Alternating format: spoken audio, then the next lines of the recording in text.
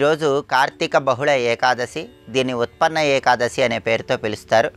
ఈ ఉత్పన్న ఏకాదశి సందర్భంగా ఎలాంటి పరిహారాలు పాటిస్తే వృత్తిపరంగా మంచి పురోభివృద్ధిని సాధించవచ్చు, అదేవిధంగా కార్తీక మంగళవారం సందర్భంగా రుణ బాధల నుంచి సులభంగా బయటపడటానికి కందుల దీపాన్ని ఏ విధంగా వెలిగించాలో నేటి పరిహారాలు పరిష్కారాలు అనే అంశంలో పరిశీలిద్దాం.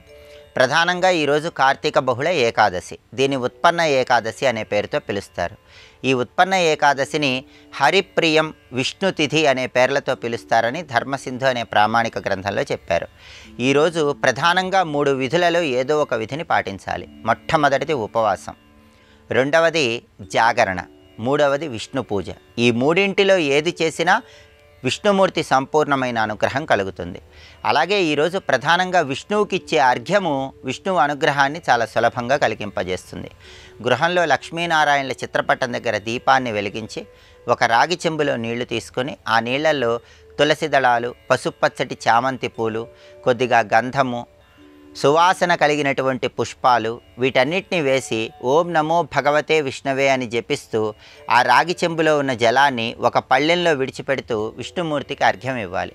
ఉత్పన్న ఏకాదశి సందర్భంగా ఇలా విష్ణువుకి అర్ఘ్యం ఇచ్చినట్లయితే విష్ణువు అనుగ్రహానికి సులభంగా పాత్రులు కావచ్చు. అలాగే ఉత్పన్న ఏకాదశి సందర్భంగా విష్ణు సంబంధమైన ఆలయానికి వెళ్ళి సమ్మార్జన చేస్తే చాలా మంచిది. అంటే ఆలయాన్ని శుభ్రం చేయటం, ఆలయం ముందు ముగ్గులు వేయటం, ఆలయంలో మామిడి తోరణాలు అలంకరించటం, ఇలా ఆలయంలో భక్తులకు ప్రసాద వితరణ చేయటం, ఇటువంటివి చేయటం ద్వారా కూడా విష్ణు కృపకు సులభంగా పాత్రులు కావచ్చు. అదేవిధంగా కార్తీక మంగళవారం సందర్భంగా రుణబాధల నుంచి సులభంగా బయటపడటానికి కందుల దీపాన్ని గృహంలో వెలిగిస్తే ఉత్తమ ఫలితాలు కలుగుతాయి. రుణబాధల నుంచి బయటపడటానికి గృహంలో కార్తీక మంగళవారం సందర్భంగా కందుల దీపం ఎలా వెలిగించాలంటే, కుజుడు రుణబాధలకు కారణమవుతాడు కాబట్టి కుజుడికి ప్రియమైనటువంటి దిక్కు దక్షిణ దిక్కు కాబట్టి మీ గృహంలో దక్షిణ దిక్కులో ఒక పీటని ఏర్పాటు చేసి ఆ పీటకు పసుపు రాసి కుంకుమ బొట్లు పెట్టి ఆ పీట మీద ఒక షట్కోణం ముగ్గు వేయాలి. అంటే ఒక ఊర్ధ్వ త్రికోణము, ఒక అధో త్రికోణము, ఈ రెండూ కలిస్తే దాన్ని షట్కోణం ముగ్గు అంటారు. బియ్యపిండితో షట్కోణం ముగ్గు వేసి ఆ షట్కోణం ముగ్గు మీద ఒక రాగి పళ్ళెము లేదా ఇత్తడి పళ్ళెం ఉంచాలి. ఆ పళ్ళెంలో 3 చోట్ల గంధం బొట్లు, కుంకుమ బొట్లు పెట్టాలి. ఆ రాగి పళ్ళెంలో లేదా ఇత్తడి పళ్ళెంలో కందులు పోయాలి లేదా కందిపప్పు పోయాలి.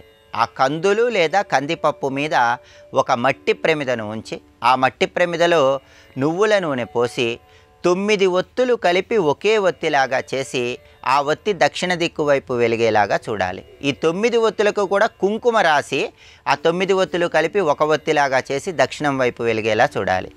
ఇలా కుజుడికి ప్రియమైనటువంటి దక్షిణ దిక్కులో కందుల మీద ప్రమిద ఉంచి దీపాన్ని వెలిగిస్తే దీన్ని కందుల దీపం అనే పేరుతో పిలుస్తారు. కార్తీక మంగళవారం సందర్భంగా షట్కోణం ముగ్గు మీద కందులు పోసి ఇలా కందుల దీపాన్ని వెలిగించడం ద్వారా తీవ్రమైన రుణబాధల నుంచి సులభంగా బయటపడవచ్చు. కుజుడిని ప్రసన్నం చేసుకుని అప్పుల విషవలయం నుంచి సులభంగా బయటపడవచ్చు. అలాగే కందుల దీపం వెలిగించటానికి ఉపయోగించినటువంటి కందులను దీపం కొండెక్కిన తర్వాత నానబెట్టి బెల్లంతో పాటు కలిపి గోమాతకు ఆహారంగా తినిపించాలి. ఉత్పన్న ఏకాదశి, కార్తీక మంగళవారం సందర్భంగా ఈ విధి విధానాలు పాటించండి. విశేషమైన శుభ ఫలితాలు సిద్ధింపజేసుకోండి.